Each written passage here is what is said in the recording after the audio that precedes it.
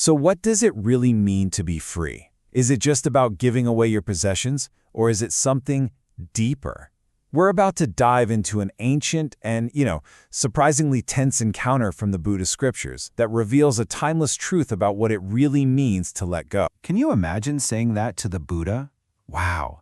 But that is the indignant response of a man named Poraliya, and it's what kicks off our entire story. He's deeply offended, but the reason why? Well, it's probably not what you're thinking. Okay, so let's set the scene. We're in a quiet forest grove. The Buddha's meditating, and up walks Poraliya. And this guy is dressed to the nines. We're talking a fine sarong, a cloak, he's even got a parasol. When the Buddha greets him with a simple, "Please sit if you wish, householder," Poraliya is furious. So, the householder and the Buddha. This initial exchange, it really sets up the central misunderstanding of the whole story. Is a clash between two completely different ideas of what it means to leave the world behind. So, what's the big deal? You have to wonder, right? Why is the word householder so insulting to him? Well, from Poraliya's point of view, he's already done all the hard work. He truly believes he has completely renounced the worldly life. And this, right here, illustrates the core of their disagreement perfectly. You have Poraliya's way and the noble way.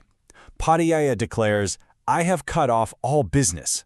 But the Buddha replies that in the Noble One's training, the cutting off of business is something else entirely. See, for Poraliya, renunciation is all external.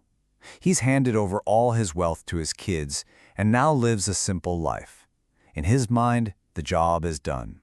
He's checked all the boxes. But as we're about to see, the Buddha has let's just say a radically different definition. Okay, let's explore these two paths to renunciation. We're going to look at the Buddha's explanation now and see how he lays out a totally different path to freedom, one that has way less to do with your bank account and everything to do with your state of mind. The Buddha's path, as you can see, has nothing to do with possessions. It's an internal inventory, a training of the heart. True cutting off, he says, means giving up harmful actions. It starts with the big ones. Give up killing, stealing, and lying. But it goes deeper into how we communicate, abandoning divisive speech that separates people. And then, deeper still, into our own minds, letting go of greed and lust, and giving up that habit of blaming and insulting others. So, why bother with all this? The Buddha explains the goals are incredibly practical.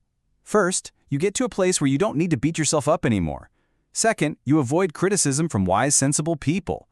On a deeper level, it said this avoids a bad rebirth. But the ultimate goal, the real prize, is to cut off those internal fetters, those mental chains that are the real source of our suffering. But just when you think you've got it, the Buddha raises the stakes. He says that even following all these disciplines isn't the complete cutting off of business. The real danger, the ultimate trap, lies in our relationship with pleasure itself. And to explain this, the Buddha doesn't use dry philosophy. No, he uses a series of powerful, visceral metaphors designed to be unforgettable.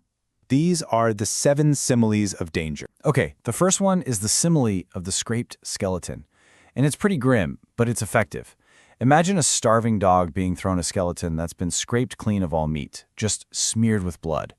The dog will gnaw on it for hours, but is it ever going to satisfy its hunger? No.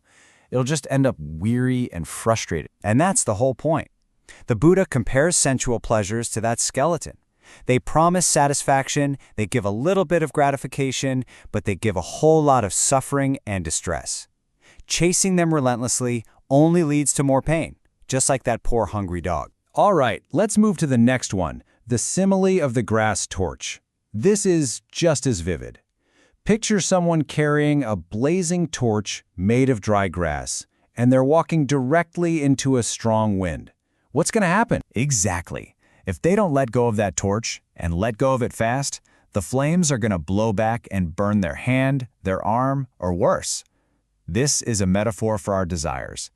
Clinging to them, especially when it's so obviously causing us harm, will inevitably lead to our own suffering.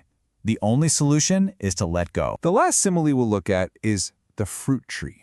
And this one is maybe the most striking because it shows how our attachments make us so incredibly vulnerable. So imagine a man who climbs a tall tree for its delicious fruit. He's way up there, enjoying himself. But then another man comes along with a sharp axe and just starts chopping the tree down at the base. The first man, high up in the branches, is now in mortal danger. His enjoyment of the fruit has put him in a situation he absolutely cannot control. It's a brilliant illustration of how our attachments, the very things we climb for, can become the source of our greatest peril. After hearing these powerful, almost brutal similes, the entire dynamic shifts. The focus now turns completely to Ptolemy and his transformation. This is the final realization. So how does all this land with him? How does Ptolemy, the proud man who thought he had renounced everything, see his own efforts now? His response is just one of complete humility. His pride is shattered. He realizes his external act of giving away money is nothing compared to the deep internal work of freeing the mind from attachment and arrogance. He says it himself, "I am far from that." He sees just how far he has to go. In that moment of seeing things so clearly, Ptalemy's journey comes full circle. He goes from being offended by the Buddha to declaring him his teacher, inspired to follow this deeper, more authentic path to freedom. His transformation is complete. This ancient story really leaves us with a very modern question. Ptolemy had to see the danger in his own attachments. So what's your blazing grass torch? What are the things we cling to in our own lives, even when they bring us more suffering than satisfaction?